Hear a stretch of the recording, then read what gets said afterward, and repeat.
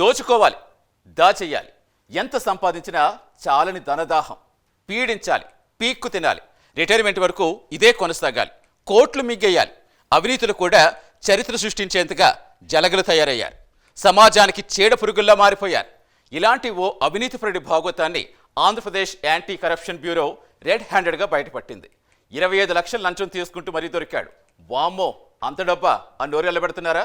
No no, అంతటితో అయిపోలేదు. అవినీతి సంపాదనలో ఆ ఆఫీసర్ బెదిరింపులు కూడా ఓ రేంజ్లోనే ఉంటాయి. మరి ఆ గరుడి చరిత్ర ఏంటో మీరు కూడా చూడండి.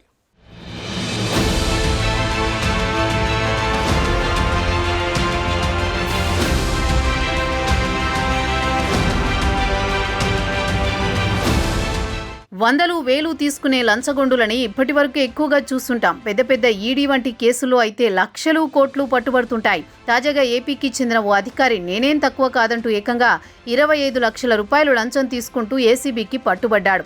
ఇది యాంటీ కరప్షన్ బ్యూరో ఏసీబీ చరిత్రలోని ఓ రికార్డు ట్రాప్.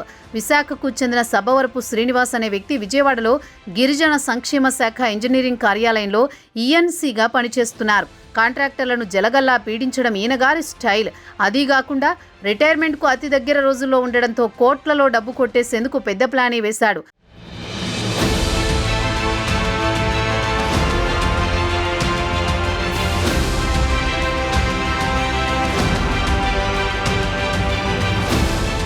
గిరిజన ప్రాంతాల్లో ఏకలవ్య పాఠశాలలను నిర్మించేందుకు కేంద్ర ప్రభుత్వం ఓ స్కీమ్ తీసుకొచ్చింది. ఇందులో భాగంగా వైజాగ్కు చెందిన శ్రీ సత్యసాయి కన్స్ట్రక్షన్స్ అధినేత సిహెచ్ కృష్ణంరాజు కాంట్రాక్టు దక్కించుకున్నారు. పార్వతీపురం, మన్యం, శ్రీకాకుళం జిల్లాల్లో ఏకలవ్య పాఠశాల భవనాలను నిర్మించారు. ఒక్కో భవనం అంచనా వ్యయం 12 కోట్లు కాగా నిర్మాణం పూర్తయ్యేసరికి మరో 3 కోట్లకు పెరిగి 15 కోట్లకు చేరింది. మొత్తం కాంట్రాక్టర్కు సుమారు 35 కోట్లకు పైగా డబ్బులు రావాల్సి ఉంది. అందుకు సంబంధించిన రికార్డులపై సంతకాల పవర్ విధుల్లోని శ్రీనివాస్కు ఉండడంతో భారీ లంచానికి స్కెచ్ వేశాడు.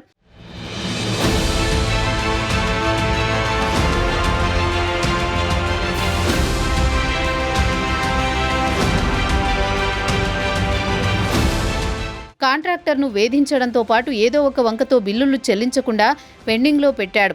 చివరకు అవినీతికి తెర తీశాడు. 35 కోట్లకు గ్రీన్ సిగ్నల్ ఇవ్వాలంటే 5 కోట్లు కావాలని డిమాండ్ చేశాడు. అడ్వాన్స్గా 25 లక్షలు తీసుకున్నాడు. మిగిలిన మొత్తం కూడా ఇచ్చేందుకు ఇద్దరి మధ్య అంగీకారం కుదిరింది. మరో 25 లక్షలు వెంటనే ఇవ్వాలని అడగడంతో ఇప్పటికే భారీ మొత్తాన్ని ఇన్వెస్ట్ చేసిన కాంట్రాక్టర్ కృష్ణంరాజు లంచం వ్యవహారాన్ని ఏసీబీకి అందించాడు. భారీ మొత్తంలో డీల్ కావడంతో విజయవాడ, విశాఖ ఏసీబీ అధికారులు సంయుక్తంగా అవినీతి తిమింగలాన్ని పట్టుకున్నారు.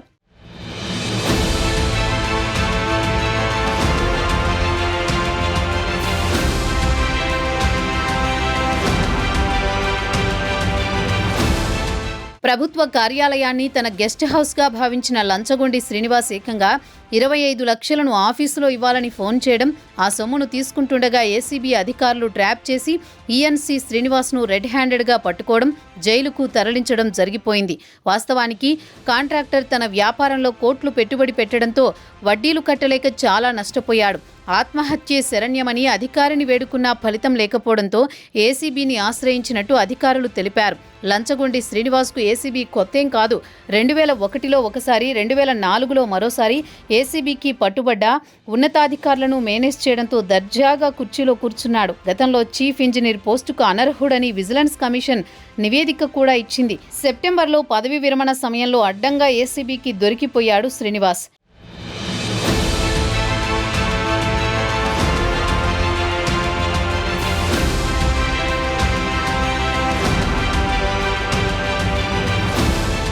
ఇటీవలే మంత్రి నారా లోకేష్ దృష్టికి కూడా ఏసీబీకి పట్టుబడ్డ అధికారి ప్రవర్తనపై బాధితుడు సమాచారం చేరవేశాడు.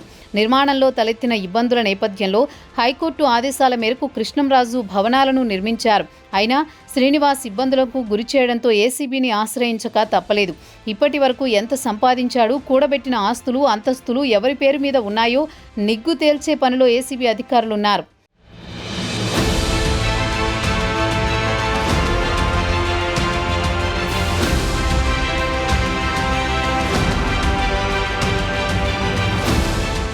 ఇటీవల తెలంగాణలో కూడా భారీ అవినీతి తిమింగలం ఆ రాష్ట్ర ఏసీబీకి పట్టుబడింది.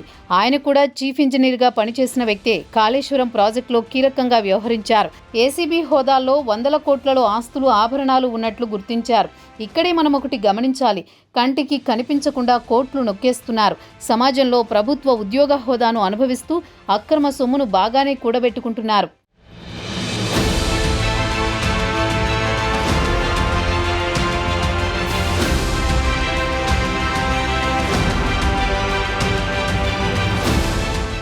రెండు 2024 జనవరి నుంచి 2025 జూలై వరకు 2 తెలుగు రాష్ట్రాల్లో 614 మంది అవినీతి అధికారులు పట్టుబడ్డారు.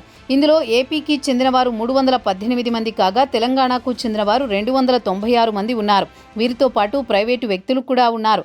మరో 10 మంది అరెస్టైన వారిలో ఉన్నారు. ఏసీబీ ట్రాప్లో పట్టుబడ్డ వారిలో తెలుగు రాష్ట్రాల్లో రెవెన్యూ శాఖ ఫస్ట్ ఉంది. రెండవ స్థానంలో పోలీసు శాఖ ఉంది. ఇక ఏపీలో వరుసగా ఎక్సైజ్, పంచాయతీరాజ్, రిజిస్ట్రేషన్ల శాఖ ఆ తర్వాతి స్థానాల్లో ఉన్నాయి. ఇక తెలంగాణ విషయానికొస్తే పంచాయతీ, రిజిస్ట్రేషన్స్, రవాణా శాఖల్లో అవినీతి అధికారులు వరుస స్థానాల్లో ఏసీబీకి పట్టుబడ్డ వారిలో ఉన్నారు.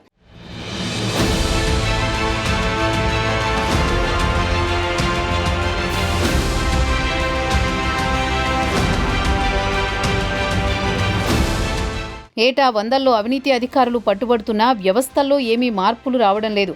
బ్రైబ్ను డిమాండ్ చేస్తూనే ఉన్నారు. ప్రజలు కూడా విధిలేని పరిస్థితుల్లో లంచం ఇచ్చేందుకే మొగ్గు చూపుతున్నారు. కేవలం ఏసీబీకి అందిన సమాచారంతోనే అవినీతి తిమింగలాలు పట్టుబడుతున్నాయే కానీ కొన్ని సందర్భాలను మినహాయిస్తే తప్పితే శాఖల వారీగా ఏసీబీ పూర్తి స్థాయిలో దృష్టి సారించలేకపోతోంది. తగిన సిబ్బంది లేకపోవడం కూడా ఓ కారణమని చెప్పాలి.